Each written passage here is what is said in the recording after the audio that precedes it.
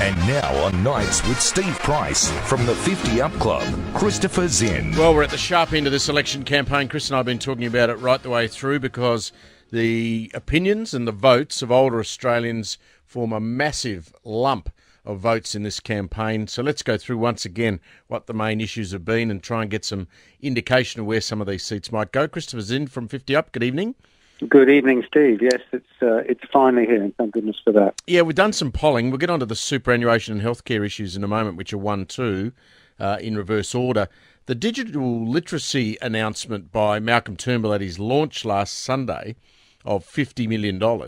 I must say my initial response to that was, I've got a father who's 86 this year, who couldn't care less about iPads, phones, mobiles, any of that, completely removed from the digital world, and his wife, my mother, who's 83, has an iPad, sends pictures, texts, emails, and uses an iPhone. My old man would not want people trying to force him to get onto digital. Is that what this is about, or is it about helping those that have already learnt? It's about helping those who already have the smart devices, so they're not going to subsidise iPads or iPhones for anyone. They're really looking about partnering with existing agencies that provide digital training of one sort or another for older people with those who actually have them. So I think it's trying to so people get more out of their smartphones. Apparently only 20% of older Australians have smartphones, and a good proportion of those who have them, perhaps don't make the best use of them that they can. So there's nothing forcing about it, but it is the economy. There are financial incentives to be plugged into the digital world, whether you like it or not, because you can get some things a whole lot easier and cheaper.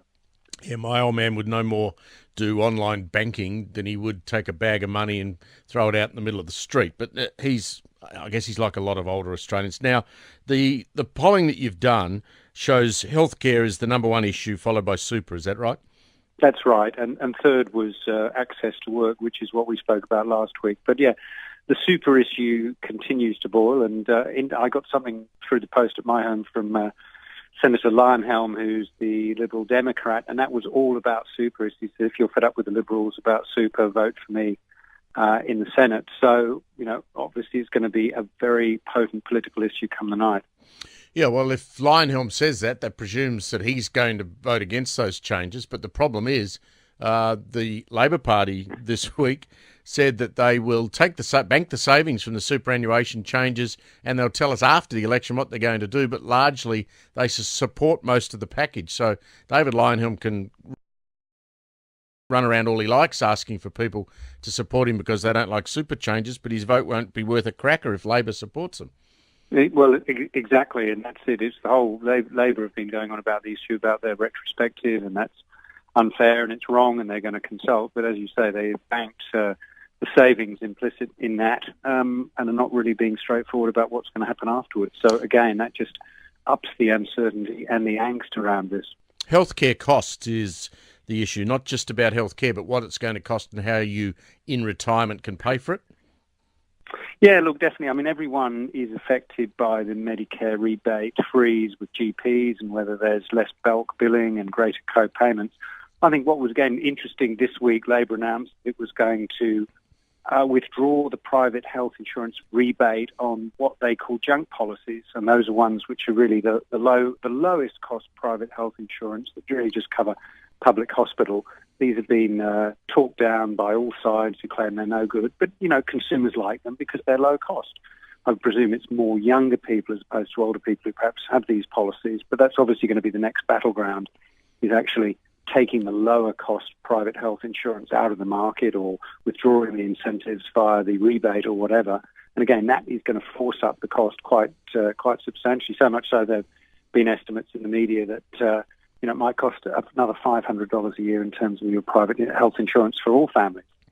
We discover via the Australian today that the doctor who's been advertising on behalf of the Labor Party saying that he's going to go broke if the government doesn't take off the freeze on his rebates is actually a strong left-wing advocate who's been fighting against coalition governments for years. Those sorts of messages, though, and the Medicare Scare campaign have resonated, and I wouldn't be surprised if a lot of older Australians are sitting there as they head out to vote on Saturday thinking, well, maybe I need to vote Labor because maybe Malcolm really is going to sell Medicare. It's a complete lie and nonsense, but it's been an effective scare campaign, hasn't it? Look, it may well have been, and I mean the only bit that was going to be privatised as far as the coalition was concerned was the payments part of the system, i.e. if you made a payment, how you can get a refund, which in my experience is clunky and inconvenient and takes time. If you could modernise that and do it in real time, I don't think it really matters who provides it. But of course, the mere whiff of the scare of privatisation and somehow there could be more costs, even though it's nothing to do with the treatment side of it, has perhaps proved very politically potent. I mean, we'll see. It could also be Shorten's Achilles heel that he really played that one far too loudly. Speaking of Achilles heel, do you think negative gearing has been a negative for Bill Shorten, given that many of the Australians over the age of 50 have been fortunate enough to invest in an investment property over the years and probably have renters in there happily paying the rent and they're getting the tax break? And that's going to be so fascinating when the data gets crunched on the results on Saturday. What's going to happen in those seats where people who are not wealthy, who are solidly middle class, firemen, policemen or whatever, who actually do really fear that the negative gearing rollback is going to cost them deeply, are going to switch their vote. So, yeah, I think that's really interesting. Whether those who are renters will fear that it will push their rent up, I think that's perhaps far less certain. But again, it's been in the mix as well. But look, again, will this be another part of the aged warfare that the younger people will vote for Labor because they somehow believe that this will increase housing affordability? Well, we've only got a couple of sleeps to go, and we'll find all that out, and we'll talk again next week, Christopher. Thank you. Look forward to it. Thank you, Steve.